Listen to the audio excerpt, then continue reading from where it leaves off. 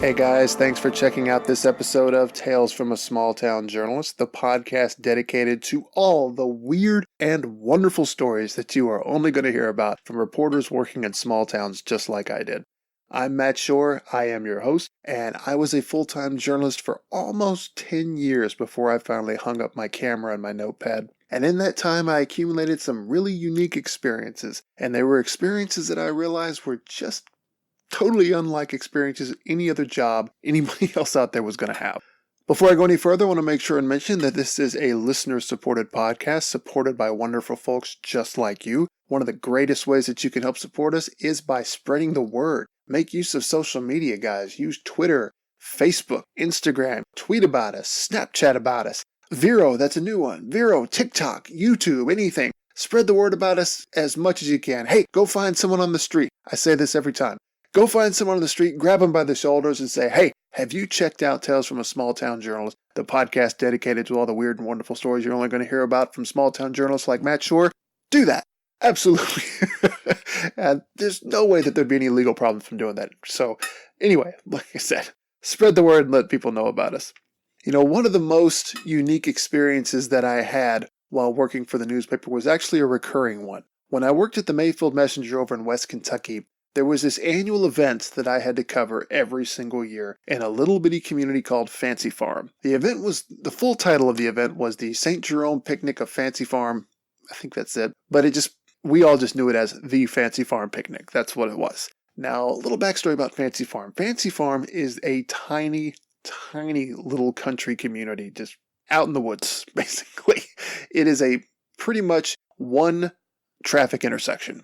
That's the whole town. It really is. And it's a town that's built up around a single church, St. Jerome Catholic Church, which to me was always kind of unique to Fancy Farm. You know, when you think of country churches, you tend to think Protestants. It's always country churches, you know, like Baptist or Pentecostal. Those are the ones you kind of associate with being out in the country like that. Catholic churches I have always associated as being more urban. Even if it's in a small town or something like the one I grew up in, it's right there in the heart of it. It's not out in the country. So St. Jerome to me was kind of unique in that sense. It made Fancy Farm stand out. But the big picnic that they had every year, the thing that it is absolutely the most famous for is the political speaking session. It's just common knowledge that every single year they're going to bring in all the politicians from the state of Kentucky, and it's going to kick off the political season for that year. And you have politicians from both sides of the aisle, and it is tradition every single year for any and every speech that these people give. Everyone in the audience jeers them, they heckle them, they yell at them, they boo them. It's a really wild experience. It's unlike any other experience I think I've ever had. And to an outsider, people might look at this and think, wow, that's really rude. These people are nasty. But honestly, it's not. Everything is in good fun. It's all just tradition. That's just what happens. That's what you do. The politicians show up expecting this, and the really good ones, they know how to roll with it and really work the crowd. It doesn't happen often, but there are a few shining stars out there. But when I would go, I have to be honest, I hated the picnic. And it's really unfortunate too, because it really is a wonderful event. But the biggest reason I didn't like it is, frankly, and this is selfish, but I was working. It would have otherwise been a day off for me, but because it was the Fancy Farm Picnic, I had to go cover this thing. And when you're going to do something you don't really want to do, you become acutely aware of all the hassles and all the discomforts, the inconveniences, everything. You're acutely aware that it's going on. So I was always just conscious of the fact that it was hot, because it's early August every year. It's hot. There's this little bitty community built for less than 1,000 people that suddenly is trying to accommodate more than 10,000 people. So traffic is a nightmare. Parking is a nightmare. Everything about it was so difficult. And to compare this and give a fair comparison, if you go to a comic convention where you're excited to be there, it's going to be fun, you're looking forward to it, you'll deal with a lot of inconveniences like that. And I mean, sure, there's a limit, but you'll deal with them, you'll get past them, because you know that once you're done with it, you're going to go and you're going to have fun. When you're just there to work, you don't really have that benefit. So that's really what happened to me. And it's, like I said, it's unfortunate because the Fancy Farm Picnic really is wonderful, and I've become much more endeared to it since I no longer have to go cover it for a living. Of course, there is one other thing that Fancy Farms Picnic is famous for, and that is barbecue. They break out long pits built out of brick and start making barbecue days in advance for this thing. And it was at Fancy Farm where I tried for the very first time in my life barbecue mutton. And upon trying barbecue mutton, I realized I prefer barbecue pork. Which is okay because Fancy Farm also offers barbecue pork, so I was in good shape there. Anyway, two things it's most famous for: politics and barbecue. It's huge, it's epic, it's amazing. This little bitty, tiny town that has this massive event every single year that the entire state takes notice of. I mean, occasionally even national level politicians will take note of this thing and show up. But it's an amazing, wonderful, unique thing. You're only going to see it in Fancy Farm, Kentucky. And if you're ever in the area, you definitely got to check it out. So with that in mind, I wanted to look back on my time at the Fancy Farm Picnic, and I wanted to talk with one of the main organizers. In this case, that's going to be Mark Wilson. Mark and I are going to talk about the history of the events, some of the stuff that goes on, and some of the fun experiences that he's had on his side of doing everything and putting this whole thing together. So I won't keep you guys waiting. Like I said, the Fancy Farm Picnic is really unique, and I should mention this podcast is actually coming out a week earlier than I normally do, and a big reason for that is because I wanted to get it out in advance of the Fancy Farm Picnic, which will be August 3rd. If I had done my normal schedule, this would have come out after. This just felt appropriate to me to get this out before the picnic happened. So, anyway, without further ado, let's go talk to Mark and let's find out some more about some of the inner workings and the behind the scenes and the history and the origin story, shall we say, of the Fancy Farm Picnic. All right, I am talking with Mark Wilson, one of the organizers for the pretty well-known Fancy Farm Picnic, as it's come to be known. The official title is the St. Jerome Picnic. Is that right, Mark? Yeah, St. Jerome Catholic Church. Picnic at Fancy Farm. That's the official title, but everybody still calls it Fancy Farm Picnic, so it's all one and the same. Well, it's an annual thing, and when I was at the Messenger, of course, I covered it every single year. It was just a common thing for me. Every August, I had to go cover this. And I will say, at the time, I think I viewed it with a little bit of disdain, and that's mostly because I think I was probably covering on what would have otherwise been my day off. So that's not... Really, it's not the picnic's fault, that's for sure. And in hindsight, in the years since then, since I'm not having to go work at it, I can actually go to the picnic just for fun. I actually do appreciate it now. Right. Good. I certainly understand, though. Well, let's talk a little bit about this picnic and the history that it's, because it has a really rich history. Like, how old is this thing exactly? Well, Matt, it started in 1880. It's just a little gathering of the parishioners there on the creek bank there, just on the other side of Fancy Farm. So this will be the 139th this year. That's just amazing that this has gone on without fail every single year since then? Without fail every year, yeah. Okay. Yeah, even through the wars and everything. Yeah, it's happened every year. That's pretty impressive, and the status that it has earned over the years for such a tiny little town. For anybody who's not familiar, Fancy Farm is only a little bit bigger than my yard, and I do not have a very big yard.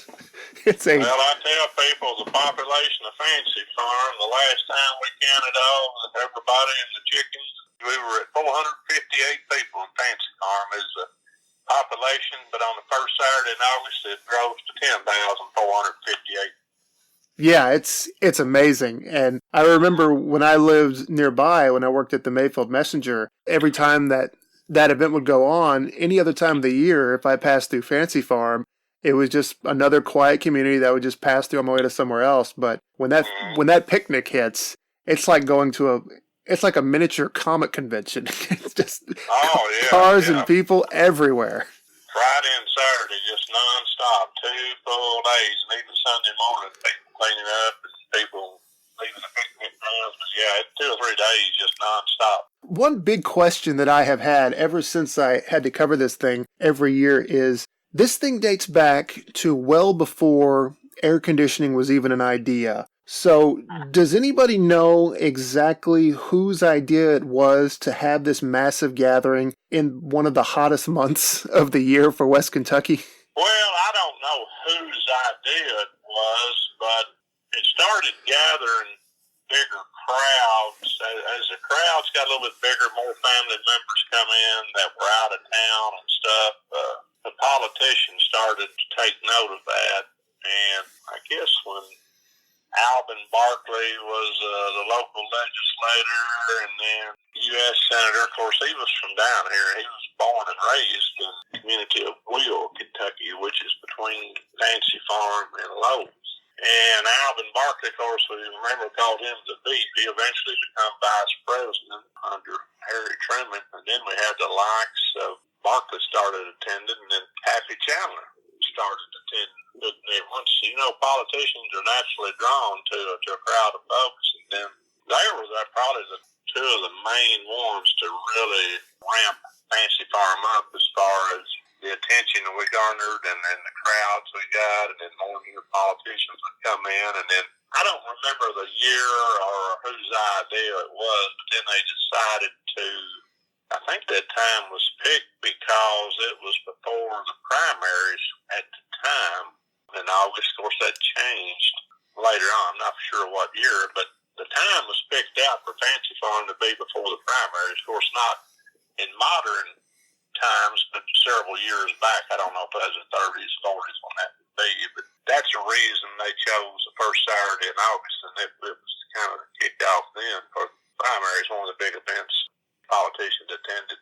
And now it's evolved into kind of the kickoff for the political season in the Commonwealth of Kentucky now. Yeah. To the notoriety we have and all the media attention that it garners and all that. Yeah, the politics and the politicians who come in, that is definitely what it's become, I feel like, most recognized for. And there's this special event, basically, that happens where they all gather at one spot and every politician is allotted time to speak. And it's just tradition that they get heckled, booed, cheered, jeered, everything. And I remember I used to tell people it was sort of like a political version of going to a wrestling match, because people would just get so agitated and just there was so much energy going back and forth with that thing. But it didn't evolve into that until probably on up into the late 80s, 90s. I can't remember. It seemed like it was around the race when Mitch McConnell first run. He run against then U.S. Senator Walter D. Huddleston. And I think that is where it started with all the choreographed stuff, like the Seven Dwarfs coming out and stuff like that, and cardboard cutouts of Clinton. But I can remember as a kid, even 70s and 80s, that you didn't have all that cheering and jeering and stuff like that. I mean, yeah, the crowd, they might let out a war whoop or something every now and then at one of the political speakers, but nothing as far as a choreographed, organized chaos, we have now, for lack of a better terminology. Yeah, it's a one-of-a-kind experience, honestly. But one of the things, you mentioned seeing people in different costumes. I can remember one time seeing somebody dressed up as Moses, and I forget exactly why, but Moses was wandering around the Fancy Farm picnic during this particular event. I remember that. I can't remember the year, but I do remember that. It's been a little while back, but that's just, it's always stuck out in my mind. And for whatever reason, he was looking for something. He had his hand over his eyes, like he's peering around trying to find something, but I forget. It's real theatrical looking, but yeah. The organized cast you mentioned, and you mentioned Mitch McConnell, I'm pretty sure he was the one who, at least every year that I was there, and I assume it hasn't changed, it seemed like he bussed in this group of people specifically to cheer him on and boo everyone else, and they always sat in one specific section of the picnic, and it was sort of like, I can only liken it now to a Nashville Predators game where there's this one section, I think it's 303, where the loudest, rowdiest fans are. So at Fancy Farm, there was that one section for this one group of people. Well, let me ask, how long have you been organizing the picnic? Lori and I took over the head of the political committee in Okay. So in that time, let's start off with what's the oddest thing that you have experienced while organizing this thing? Well, I was thinking about it earlier, man. I know the first year we had it, I wouldn't necessarily call it amusing, but now I can look back and laugh at it. Dang storm, big storm coming.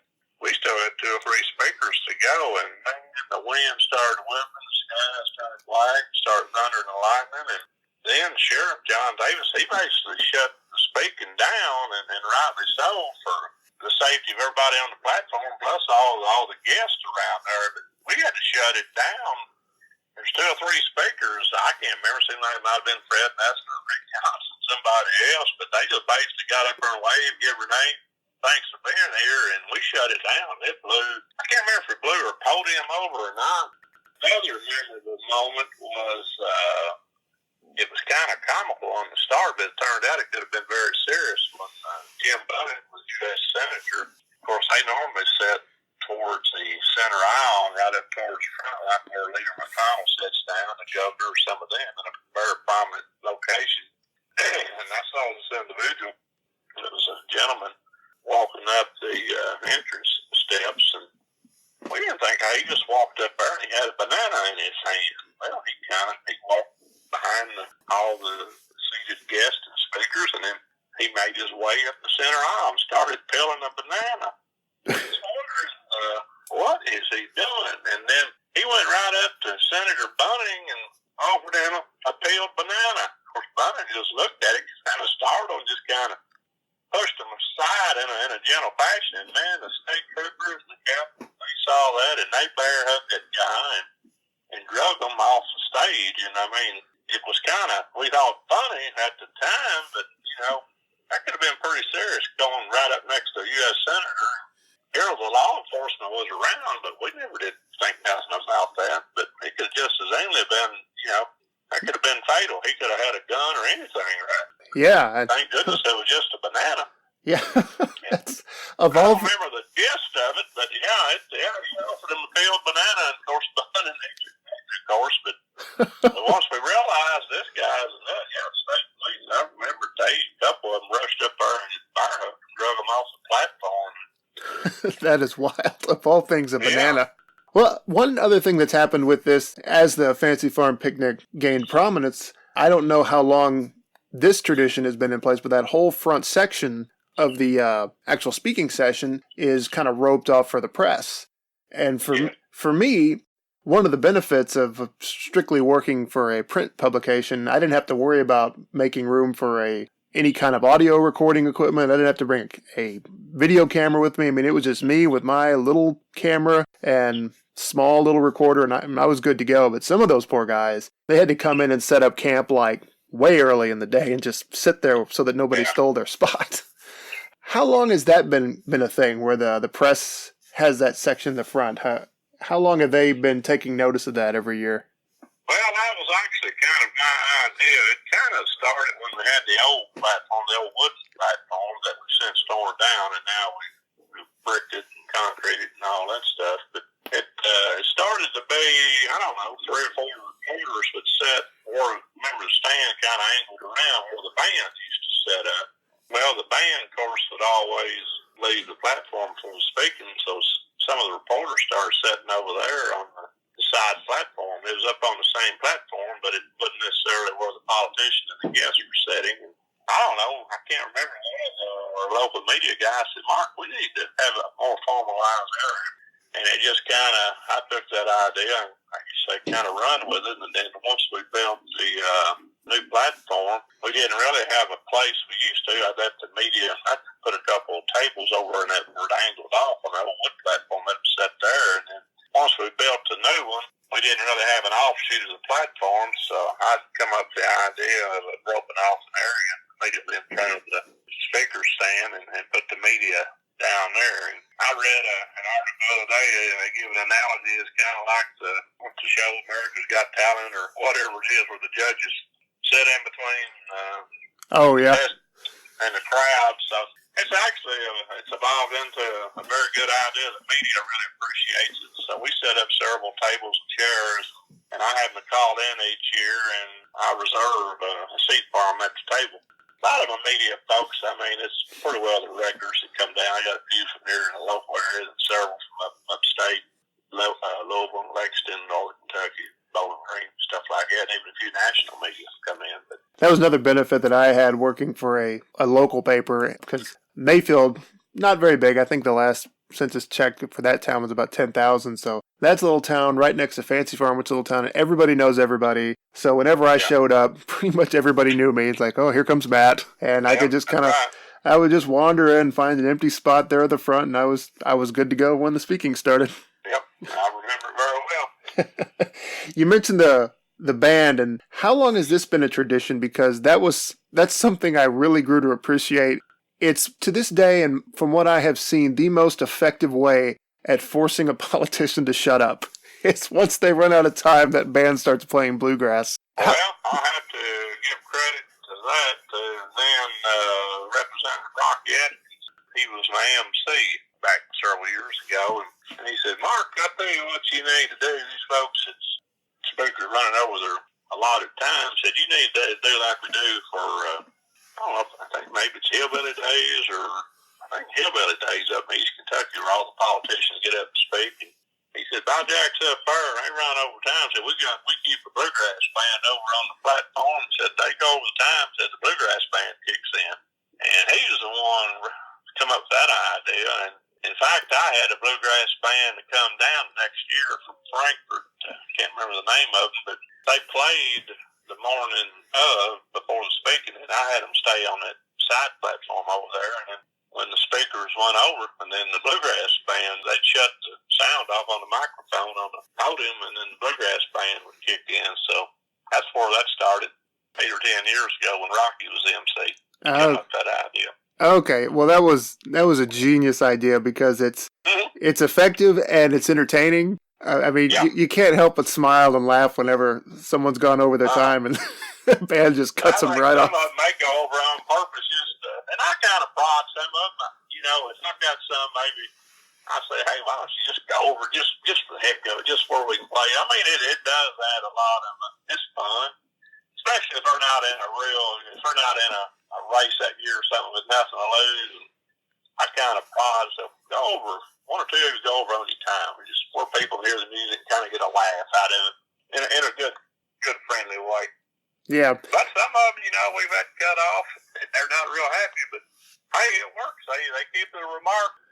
I give them 5 minutes. 95% of them stay within the 5-minute parameters. It's a very effective tool.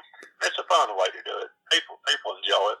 Yeah, it works real well. I'm not generally a bluegrass music person, but on that day, I loved that band more than anything. And we'll change. We don't keep the band up there anymore because it's so darn hot. We don't like them have to just stand around. So now I have my sound guy, and I'll come up with a different song every year. And I think it seemed like when Matt Jones was the MC, of course, he's Kentucky Sports Radio, big UK fan. And I think the year he was MC, I think I did the Blue Devils fight song and stuff like that. But I have a different song every year now that speakers go over, so nobody knows what we're going to play from year to year. I change it every year. Well, that could be fun. Yeah. A lot of it depends on who the MC is or something like that. So there's kind of a reason we'll pick out a certain song. But yeah, we'll pick out an introductory song for who the MC is. I kind of get a feel for something that add a little humor to that, you know, in a good way. And then I also put a little thought into the song we're going to use to drown out the speakers if they're over the time. So just some fun stuff. I know if I were one of the speakers, I would want some kind of song for my entrance. That's just me, though. Yeah, I do the entrance song for the MC. We started doing that a few years ago. Great. More and more like pro wrestling. Mm-hmm. All right, well, hey, this has been really good. Nice little stroll down memory lane for me. Yeah, well, if you ever need to holler again, just call, man. It's good to talk with you. I hadn't visit with you in a while. And there it is, the Fancy Farm Picnic. It'll be coming up this weekend, the weekend of August the 3rd. There'll be politics, there'll be barbecue, there'll be 10,000 people crammed into a town that's only built to hold about 500. It is an experience. You got to check it out at least once, put it on your bucket list. If you're in the area, go check it out. And if you're anywhere, within the vicinity, reasonable driving distance. It's well worth your time. It's a fun event. You're not going to find anything else like it. One of the memories that I have of covering that event the last few years before I moved on to Clarksville, I would go cover the event that afternoon and then rush back to the office, and I would spend the rest of the afternoon putting together an entire photo spread to run inside the paper. It'd be this big 2-page spread. I would put all the Democrats on the left page and all the Republicans on the right page. And then, of course, I'd put together the front page with an actual recap of the entire event. I didn't realize it then, but I was in the midst of some really wonderful memories that were going to stick with me for a long time. I still remember going into that office by myself. I was the only one there. And recapping the whole thing, everything that happened that day, putting it all together so that I can get it in the paper as early as possible, getting those photos, trying to pick the right ones, coming up with a layout that worked. It's memories I look back on, and some it's one of the things that I do miss about the job is covering those events and putting stuff together and relaying it all to the public. I miss doing that. But anyway, as we move on to the end of this show, let me make sure and let you guys know how that you can get in touch with us. There is, of course, our Facebook page, facebook.com/Shore Manor. That's SCHORRMANOR. That's where my wife and I put all kinds of spooky content and news about things going on in our lives, including this podcast. So by all means, check that out. You can even buy t-shirts there, by the way, if you want to. Speaking of supporting us, you can buy some cool Shore Manor t-shirts. Let your friends know how much you love Shore Manor, and they'll all tell you how awesome you are. Speaking of support, we also have a Patreon page, patreon.com/Shore Manor, where you can get early access to episodes like this and a lot of other cool digital exclusive content that you're only going to find there. And also, if you wanted to get in touch with me, you can reach me on social media on Twitter @TheMattShore and Instagram @TheShore. I also have an email that you can reach me at, mattshore@hotmail.com. And last but not least, I have a website that you can check out and find out all the information about me that you might possibly need. It is www.mattshore.net. Pretty straightforward and easy. One thing I should also mention before we close out, I am in the midst of a Kickstarter campaign right now for my webcomic Moby Dick Back from the Deep, issue number 2. Trying to put out some copies of that for anybody who might be interested. If you'd like to show some support and get a copy, go check it out. Throw some support behind Moby Dick Back from the Deep. That would be fantastic. And so, as we come to a close and end out yet another episode, let me just say, once again, this weekend if you're in the area, go check out the Fancy Farm Picnic. Also make sure and support all your local reporters. They need all the support they can get. And finally, keep listening and keep reading. Thanks.